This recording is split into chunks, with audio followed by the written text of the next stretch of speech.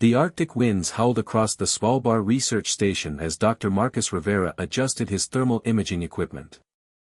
The reading on his screen made no sense. The object approaching the station registered at nearly 40 degrees Celsius, impossibly warm for anything surviving in the minus 45 degrees Celsius Arctic winter. "Commander Bennett, you need to see this," Marcus called over the radio, his eyes fixed on the approaching heat signature. "Something's coming from the northeast, and it's not like anything we've recorded before." The station's commander, Elena Bennett, was already watching the phenomenon from the main observatory. 20 years of Arctic research hadn't prepared her for the sight of what appeared to be a crystalline structure, roughly the size of a small ship, gliding silently over the ice fields. "All personnel, this is not a drill," Elena's voice crackled through the station's communication system. "We have an unidentified object approaching. Implement First Contact Protocol Alpha." The station's 12 researchers moved with practiced efficiency, though none had expected to actually use their first contact training. Dr. Kai Patel, the station's xenobiologist, rushed to the medical bay, his hands shaking as he prepared his equipment. After years of studying theoretical alien biology, he was about to face the real thing. The object landed with surprising grace, barely disturbing the snow beneath it. As the steam from its heated surface met the frigid air, it created a ghostly halo effect around its crystalline form. 3 figures emerged, their bodies emanating the intense heat that Marcus had detected. The aliens, as they turned out to be, were called Zenithians. Their crystalline bodies seemed to pulse with internal heat, and they moved with a fluid grace that defied their seemingly rigid structure. Their translator devices hummed to life as Elena approached them in the station's airlock. "We greet you, Earth researchers," the tallest Zenithian spoke, its voice resonating like wind through crystal. "I am Nexus Guide Lyra. We have traveled far to study your remarkable species." Elena maintained her professional composure, though her heart raced. "Welcome to Earth. I'm Commander Elena Bennett. May I ask what brings you to our research station specifically?" The Zenithians exchanged looks that seemed to ripple through their crystalline forms. "Your species fascinates us," Lyra explained. "You thrive in temperatures that would crystallize most carbon-based life forms. We observed your station for several orbital cycles, watching your researchers work in conditions that our scientific models deemed unsurvivable." Dr. Patel stepped forward, unable to contain his scientific curiosity. "Your body temperature, it's extraordinarily high. Is that normal for your species?" "We maintain our internal temperature at what you would measure as 39.7 degrees Celsius, another Zenithian, introducing itself as Research Path Vega, explained. "Any cooler, and our crystalline structure would begin to destabilize. Your ability to function in these temperatures is impossible by our understanding." As if to emphasize their point, a gust of Arctic wind rattled the station's windows. The Zenithians visibly shuddered, their crystalline forms trembling despite the station's carefully regulated temperature.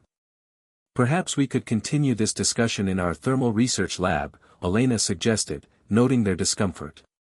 "It's maintained at a warmer temperature for our more sensitive equipment." As they moved through the station, Marcus noticed how the Zenithians' heat signatures left temporary marks on the walls, like warm hands on cold glass. In the thermal lab, the aliens seemed to relax slightly in the 30 degrees Celsius environment. "We have come seeking understanding," Lyra announced once they were settled. "Our civilization has mapped countless worlds, encountered numerous species, but none like humans.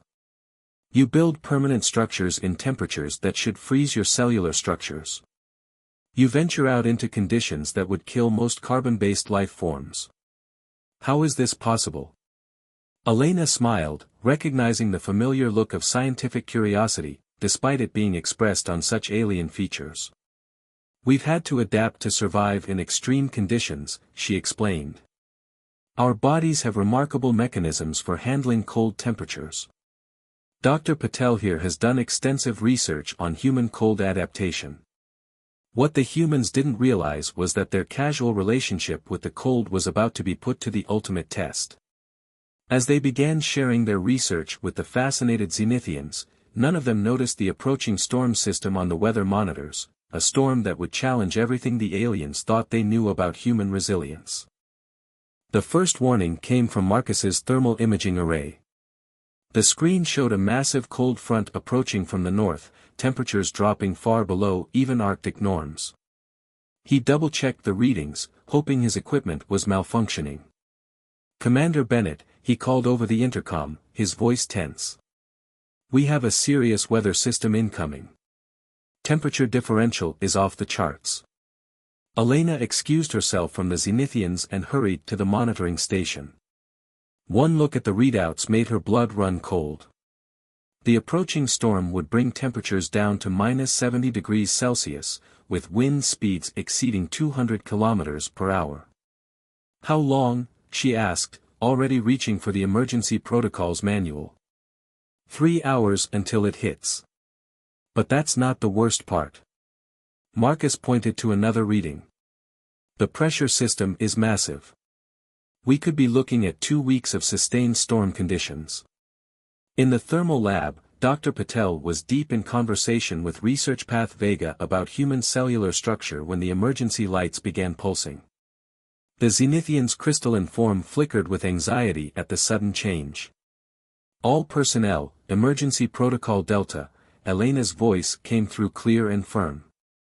"This is not a drill. We have a Category 5 polar storm approaching. All outdoor equipment must be secured within 2 hours." The Zenithians watched in fascination as the human researchers moved with practiced efficiency. Teams donned extreme weather gear and headed out to secure equipment and supplies. The aliens' translucent forms pulsed with concerned energy as they observed humans walking out into temperatures that were already dropping below -50 degrees Celsius. "Your people venture out willingly in these conditions?"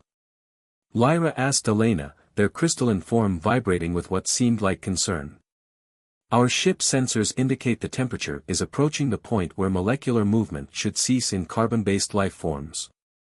Elena checked her tablet, monitoring the team's progress. "We train for this. Every researcher here knows how to handle extreme conditions.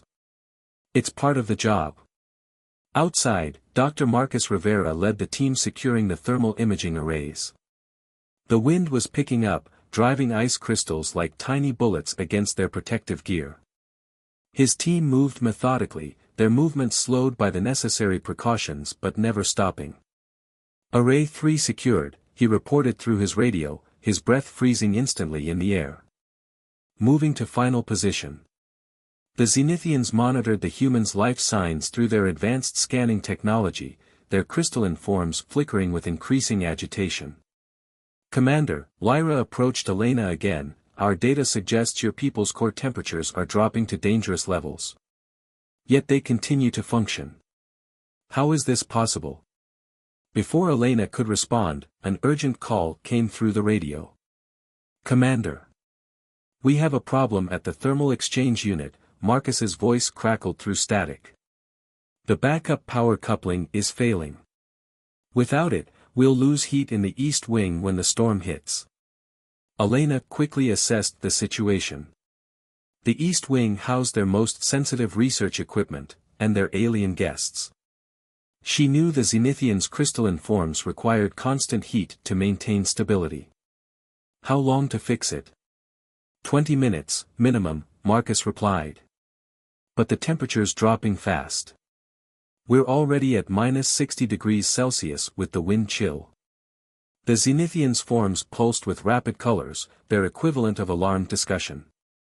"Commander Bennett," Lyra spoke urgently, "our sensors indicate the current external temperature exceeds survivable limits for carbon-based life. You must recall your team." Elena looked at the worried aliens, then at her tablet showing Marcus's team's vital signs. Their core temperatures were low but within safe limits. "Dr. Rivera," she called over the radio, "what's your team's status?" "Cold as hell," came the reply, accompanied by a short laugh, "but we're stable." "We can do this, Commander." "Your people will die," Vega interjected, their crystalline form now pulsing rapid reds and oranges. Our scientific understanding of carbon-based life is extensive. These temperatures. Your understanding, Elena interrupted gently, is based on other species. Watch and learn about humans.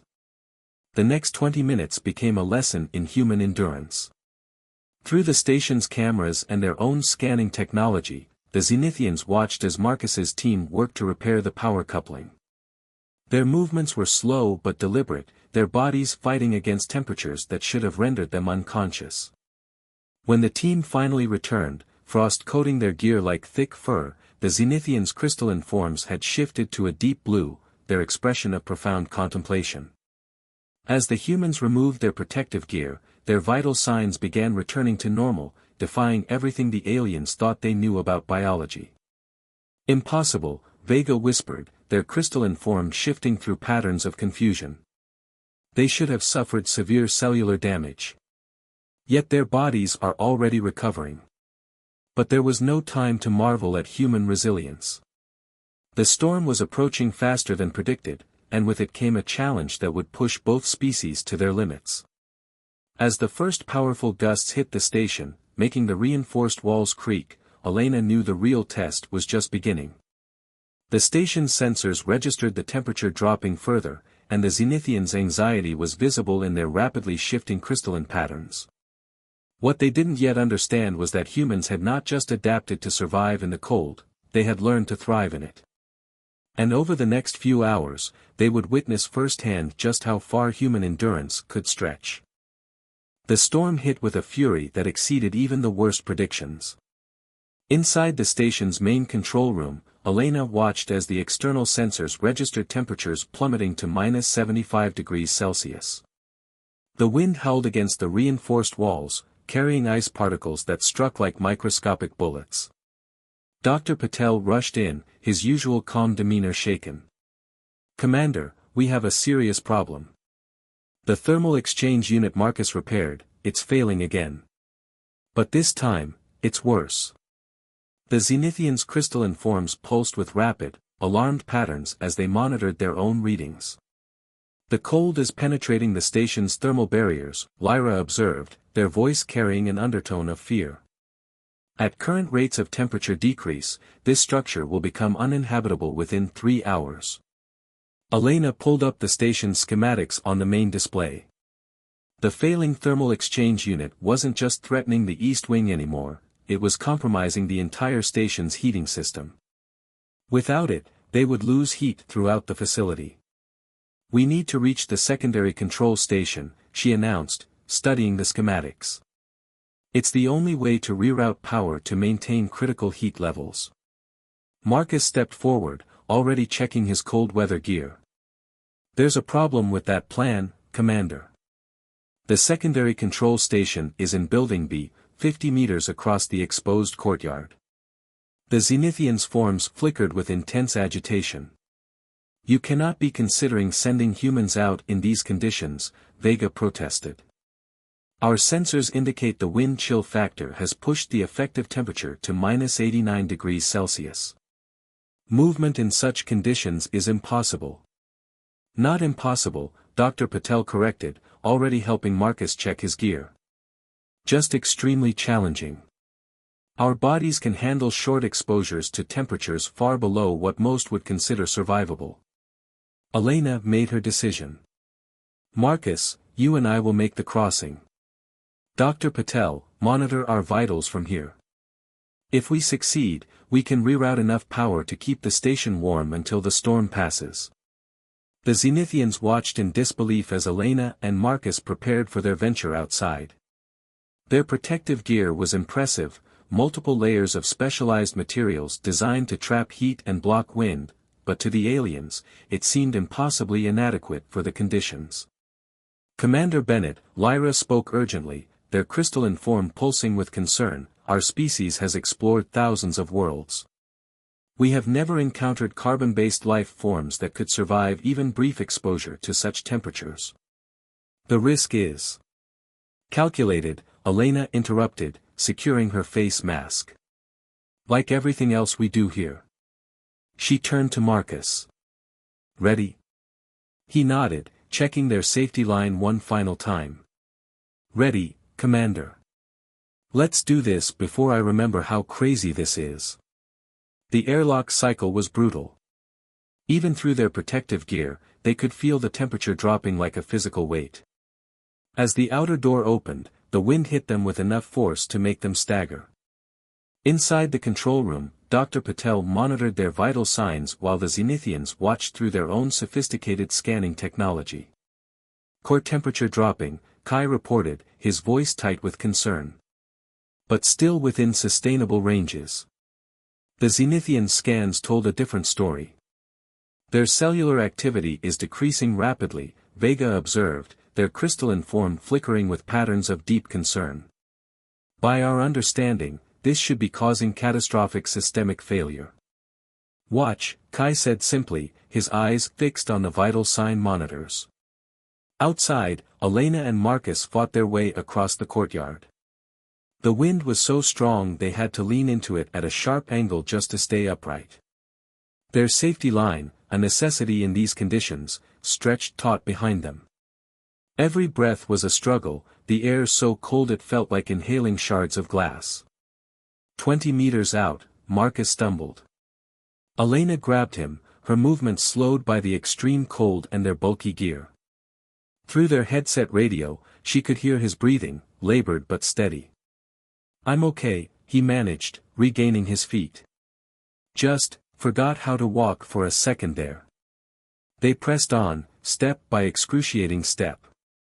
The Zenithians watched in fascination as the humans' bodies responded to the extreme conditions. Their core temperatures had dropped several degrees, but their vital organs continued functioning. Their movements were slower but remained purposeful. "Remarkable," Lyra whispered, their crystalline form pulsing with patterns of deep blue, indicating intense scientific interest. "Their bodies are actively adapting to the cold. Look at their cellular activity patterns." Dr. Patel nodded, pride evident in his voice. "Human bodies are incredibly resilient. We can enter a state of controlled hypothermia, slowing our metabolism while maintaining critical functions. It's an adaptation that's helped us survive in extreme environments for thousands of years." Finally, after what seemed like hours but was actually only 12 minutes, Elena and Marcus reached Building B. Their fingers, despite the advanced heating elements in their gloves, were nearly useless from cold. It took 3 attempts to enter the access code. As they stumbled into Building B's airlock, the Zenithian scans showed something unprecedented.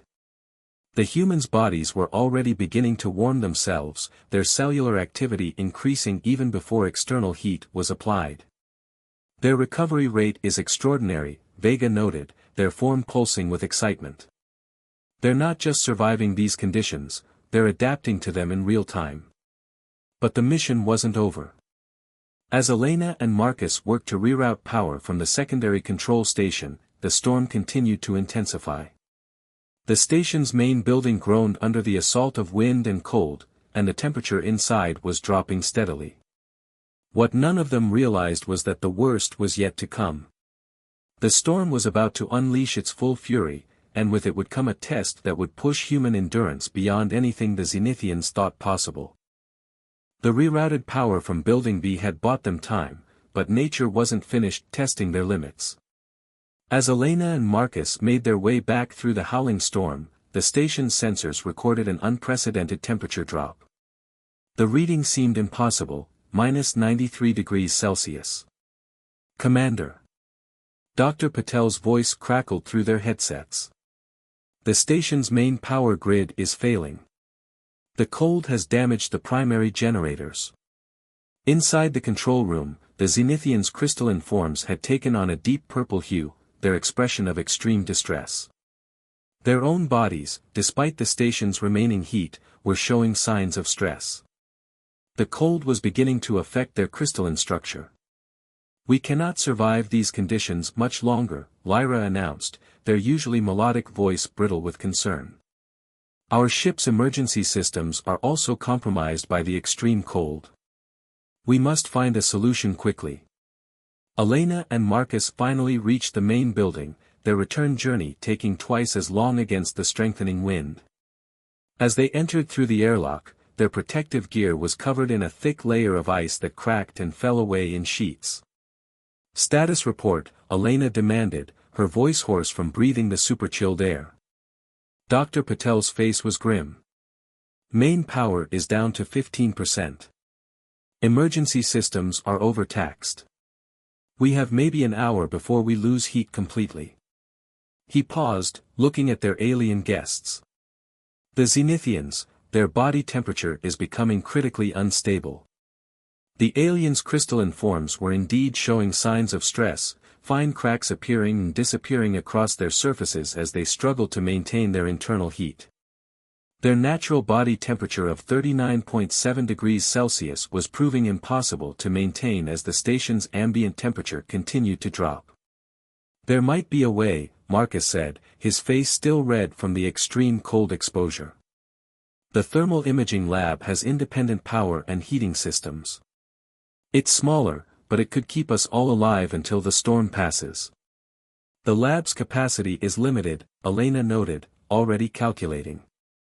"We'd have to shut down every other section of the station to divert all remaining power there. And even then, the temperature would be far below what our species can tolerate," Vega finished, their crystalline form showing increasing signs of instability. Elena made a quick decision. "We don't have a choice. Kai, start emergency shutdown procedures for all non-essential systems. Marcus, help me get everyone to the thermal lab. Move." The evacuation to the thermal lab was a race against time and physics. As they moved through the corridors, they could hear the station structure groaning under the assault of the unprecedented cold. Equipment was failing, screens freezing, and pipes bursting despite their advanced insulation. The Zenithians struggled to move, their crystalline forms becoming increasingly rigid in the dropping temperature. Without hesitation, Elena and Marcus supported them, despite the alien surface temperature being hot enough to burn human skin through their cold weather gear. "Your people risk injury to help us," Lyra observed as Marcus helped them through a particularly cold section of corridor. "The temperature differential between our bodies should make contact painful for you." "Pain is temporary," Marcus replied through gritted teeth. "Leaving someone behind is unthinkable." Finally, they reached the thermal lab. Dr. Patel had already begun the power transfer process, channeling every remaining watt of energy into maintaining this one room's integrity. The space was cramped with all of them inside, but it was their only hope for survival. "Current temperature holding at 25 degrees Celsius, Kai reported, monitoring the lab's systems. "But outside temperatures are still dropping. We're fighting against the laws of thermodynamics here." The Zenithians huddled together, their forms slowly stabilizing in the warmer environment. But their scientific curiosity remained undiminished, even in crisis. Their sensors continued to monitor the humans, recording data that defied their understanding of biology. "Your bodies," Vega observed, their form pulsing with patterns of amazement. "Even now, after multiple exposures to lethal cold, your cellular structure is adapting, becoming more resistant. How is this possible?"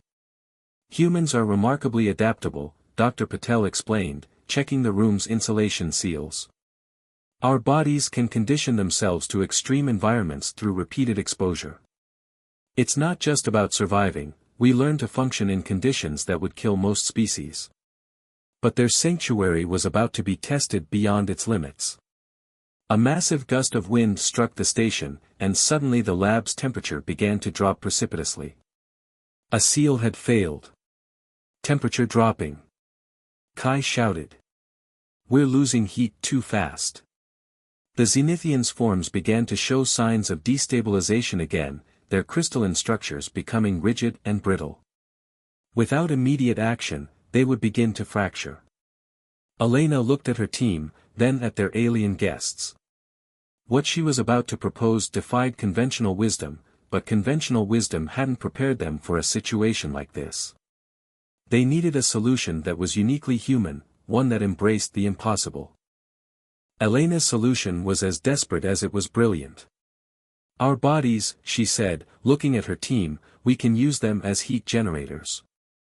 The Zenithian's crystalline forms flickered with confusion, but Dr. Patel immediately understood. Human bodies generate significant heat during physical exertion, he explained. If we can raise our core temperatures through exercise, we become living space heaters, Marcus finished, already removing his outer cold weather gear. But we'll have to maintain it for hours. Impossible, Vega protested, their forms showing signs of increasing stress from the cold. The energy expenditure required. Watch and learn, Elena interrupted, beginning a series of rapid exercises. This is what humans do best, the impossible. What followed was a demonstration of human endurance that would rewrite the Zenithians' understanding of biology. The research team worked in shifts, performing intense physical exercises to generate body heat while others rested. The small lab became a bizarre scene of humans doing jumping jacks, push-ups, and running in place while advanced alien beings watched in amazement. The Zenithians' sophisticated sensors recorded everything. Human core temperatures rose with exercise, radiating heat into the room. Their bodies burned energy reserves efficiently, adapting to the demanding conditions. Even more remarkably, their cellular structure showed signs of increasing cold resistance with each passing hour. Fascinating, Lyra observed, their crystalline forms stabilizing as the ambient temperature slowly rose. Your bodies are literally evolving in real time, becoming more efficient at heat generation and cold resistance. Dr. Patel, taking a brief rest from his exercise shift, checked the room's temperature readings. Up to 28 degrees Celsius and holding steady, he reported between heavy breaths. We're doing it. Hours passed. The humans pushed themselves to their limits and beyond.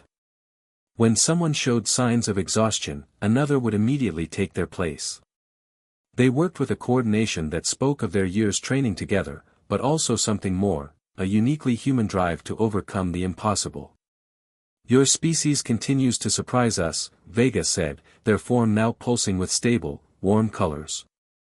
We have visited thousands of worlds, yet we have never encountered beings who could adapt so quickly, who would push themselves so far beyond their biological limits. Marcus, dripping with sweat despite the cold still seeping through the walls, managed a tired smile. Humans have a saying, necessity is the mother of invention. When survival is on the line, we find ways to push beyond what we thought possible. The storm raged for another 36 hours. For 36 hours, the humans maintained their grueling rotation of exercise and rest, generating enough heat to keep both themselves and their alien guests alive. Their bodies adapted, became more efficient, burned energy more effectively. The Zenithian sensors recorded data that would revolutionize their understanding of biological adaptation. Finally, the wind began to die down. The temperature outside, while still dangerously cold, started to rise back toward normal Arctic winter levels. The station's main power systems, protected by the last-ditch efforts of the human team, began to recover. As the crisis passed and systems came back online, the Zenithians gathered their data for transmission back to their homeworld. What they had witnessed would change their civilization's understanding of life itself. We came here to study how humans survive in cold conditions, Lyra announced during their departure preparation. Instead, we learned something far more valuable. Your species doesn't just survive, you adapt, you evolve, you overcome. More than that, you do so while protecting others, even at great risk to yourselves. Elena, still recovering from the ordeal, stood with her team as they prepared to bid farewell to their alien guests. We hope this experience will lead to greater understanding between our species, she said. It already has, Vega replied, their crystalline form glowing with warm colors of respect and admiration. Our scientists will study the data from this encounter for generations. But the most important lesson we learned cannot be measured by sensors or quantified in data. And what's that? Marcus asked. That the true strength of humanity lies not just in your remarkable biological adaptability, Lyra answered, but in your unshakable determination to overcome any challenge, to survive any hardship, and to help others do the same. As the Zenithian's ship lifted off from the Arctic ice, its crystal surface glowing against the aurora-lit sky, the human research team watched from the station's observation deck. They had survived the impossible, pushed beyond their limits, and in doing so, had shown an advanced alien civilization that there was still much to learn about what life could achieve. Dr. Patel, reviewing the station's logs of the incident, smiled as he added his final notes. In the end, it wasn't our technology or our scientific understanding that saved us. It was the most fundamental human traits, adaptability, determination, and the unwavering will to survive. Perhaps that's the greatest discovery we could have shared with our visitors from the stars.